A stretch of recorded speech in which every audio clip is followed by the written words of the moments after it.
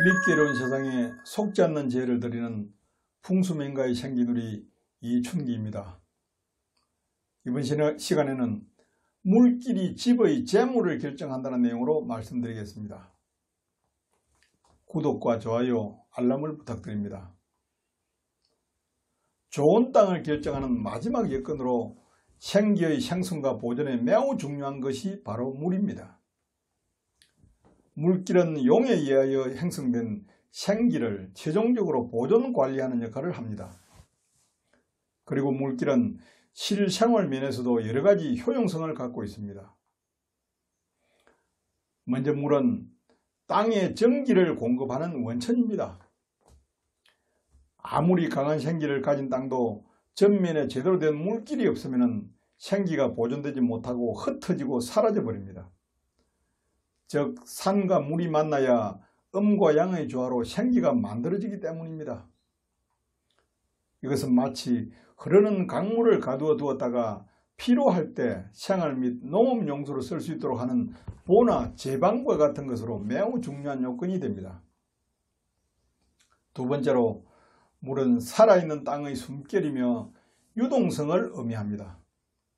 물이 막히면 살아 움직여야 하는 생기가 죽게 되고 물이 고이면 생기는 썩어 변질됩니다.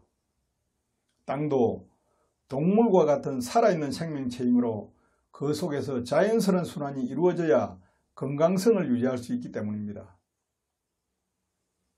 세 번째로 산과 물이 만나는 위치라야 좋은 주거지가 됩니다. 그런 곳은 먼저 사람이 사는데 필수적인 생활용수 공급이 용이하고 수로를 이용한 교통이나 운송면에서도 유리하기 때문입니다. 선사시대 유적 발굴 장소를 보면 인류가 강변에서부터 가장 먼저 정착했음을 알 수가 있습니다. 이것은 물이 주거지의 가장 중요한 조건이라는 증거가 되기도 합니다. 네 번째로 물길의 모양새는 부드럽고 유순하고 유장한 것을 어둠으로 칩니다.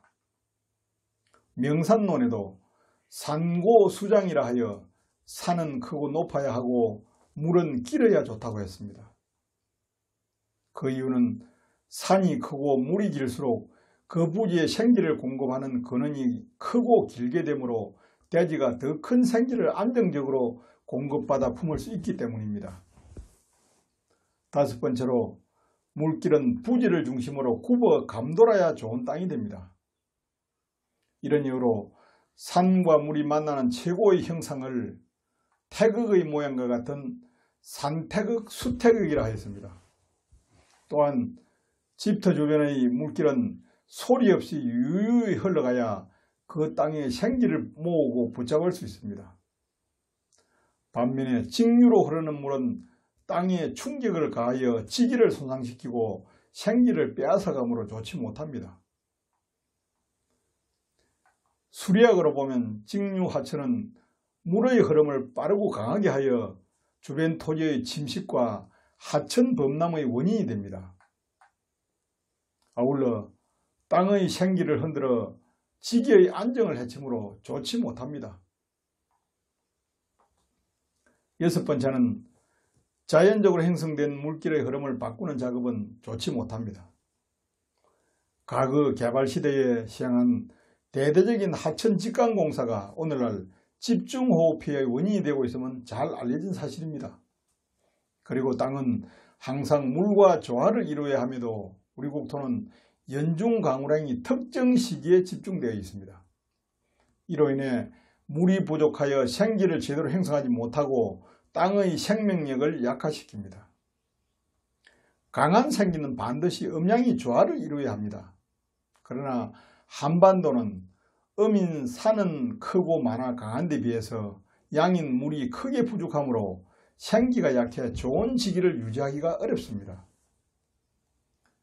물길의 원리를 설명하는 이론으로 장경에서 계수적지라 하여서 땅속의 생기는 용이 나아가는 전면에서 물이 경계를 이루어 주어야 머물게 된다고 했습니다. 계수는 생기와 경계를 이루는 물이라는 뜻으로 술법상으로는 계수 형태에 따라 덕파, 내거수, 잠수를 복잡하게 파악하여 땅의 기둥을 판단하였습니다.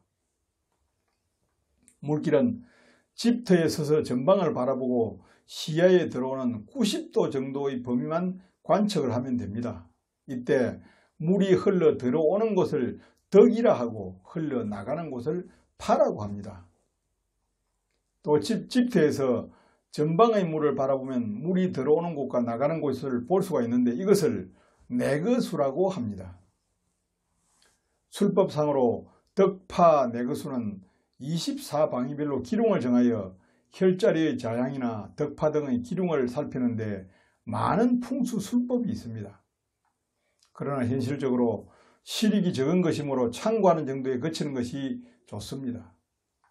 그래야만 땅을 살필 때 중요한 부분과 핵심을 벗어나는 오류를 범하지 않습니다. 특히 시중의 저간들은 물과 관련한 수법을 객관성과 타당성을 갖기 어려운 자양 중심의 오행이론과 결부시킨 복잡한 술법으로 그럴듯하게 설명하고 있으므로 주의해야 합니다. 물길의 형태는 산래, 수해 또는 산수회포라 하여 산이 혈자리를 향해 흘러내려오면 물이 돌아서 산과 물이 만나 하나로 되는 모양새를 이루어야 좋습니다. 또 계수적지라 하여 흘러온 용은 물을 만나면 멈추게 된다는 원칙에 따라 물길의 형태 즉 수성을 구분합니다. 물이 존재하는 땅이라고 무조건 좋은 땅이 되는 것은 아닙니다. 다만 그 물길이 주거지를 굽이 돌아서 조용히 흐르고 땅에 충격을 주지 않는 형태라야만 좋은 물길입니다. 이와 같은 이치는 수리과학이며 상식적으로 이해를 하면 됩니다. 또 그 물길의 모양새로 기둥을 판단하는데 일반적으로 물길의 모양이 둥근 원의 형태를 지녀야 좋습니다. 물길은 대지를 중심으로 45도 방향에서 들어오고 나가야 좋고 주거지는 물이 굽어도는 국면의 안쪽에 위치해야 좋은 땅이 됩니다. 감사합니다.